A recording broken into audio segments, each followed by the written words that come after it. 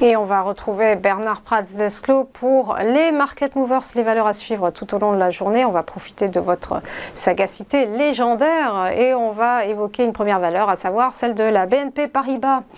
La banque qui lance un programme de rachat d'actions ce lundi, BNP qui opère un rebond à l'issue d'un mois de fortes turbulences, à l'instar du secteur bancaire suite à la faillite de la SVB. Et en mars, la BNP a dévissé de près de 13%, mais la semaine dernière, elle a effectué un sans faute en bourse. C'est ça. Et donc, en fait, mais si je prends les sommets, elle avait fait un sommet autour des 67 euros, puis elle a fait un point bas sous les 47 euros, donc près de 30% de baisse, 29,8 exactement. Donc on le voit bien sur le graphique que vous avez mis à l'écran. Donc on voit bien qu'il y a eu quand même un mouvement baissier, une peur, soyons. Il faut dire les choses simplement, une peur très claire. Peur de revivre les événements que nous avions connus pour ceux qui étaient là en 2007 et 2008.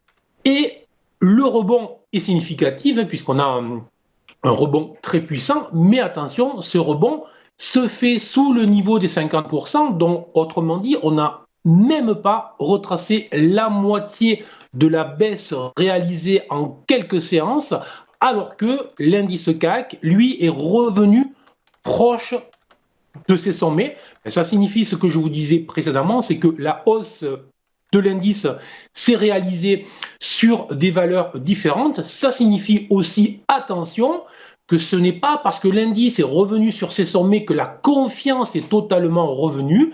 Ça signifie tout simplement que les opérateurs ont décidé que la nouvelle conjoncture, soyons clairs, le fait que les banquiers centraux injectaient des liquidités et probablement amèneraient des taux moins élevés que ceux qui étaient prévus, faisait qu'il fallait se diriger vers des valeurs qui n'étaient plus les mêmes. Mais très clairement, on voit bien là que même si les indices sont revenus sur leur sommet, on voit bien qu'il n'y a pas encore, je dirais, une immense confiance dans le système, puisque en dépit de toutes les garanties, de toutes les assurances, de tout ce que les banquiers centraux, de tout ce que les autorités politiques ont pu mettre en avant, mettre en place, dire, annoncer et faire, on voit que les banques n'ont même pas retracé la moitié de la baisse qu'elles avaient réalisée.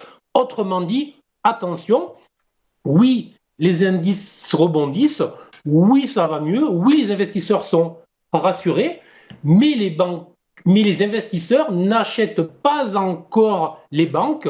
Et donc, il faut considérer que tant que les investisseurs n'achèteront pas les banques, alors que pourtant un consensus est là que les banques pourraient être le secteur très clair pour les années à venir, étant donné qu'elles se retrouvent à nouveau avec une économie réelle et non plus des taux qui sont négatifs. Donc elles retrouvent les marges qu'elles n'avaient plus, en dépit de ce consensus, en dépit du fait que tout le monde considère qu'elles sont sous-évaluées, en dépit du fait que tout le monde considère que le rendement qu'elles proposent est très intéressant, mais en dépit de tout ça, on voit bien que pour le moment, je dis bien, les opérateurs, les investisseurs ne reviennent pas brutalement à l'achat. Donc, méfiance, prudence.